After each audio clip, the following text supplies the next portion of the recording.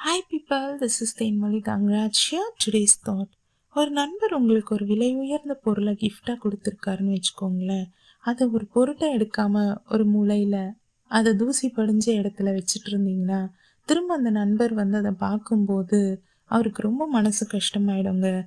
நம்ம கொடுத்த கிஃப்டை அவங்க மெயின்டைன் பண்ணலையோ அப்படின்ற ஒரு கோவம் வருங்க. அண்ட் நம்ம கொடுத்த கிஃப்டை அவங்க அப்ரிஷியேட் பண்ணலையே அப்படின்னு தோணிடுங்க. அதே மாதிரி தாங்க, கடவுள் நமக்கு அழகான லைஃப்பையும் சவுண்ட் ஹெல்த்தையும் கொடுத்துருக்காருங்க. Please don't spoil it. Keep it சேஃப்ங்க.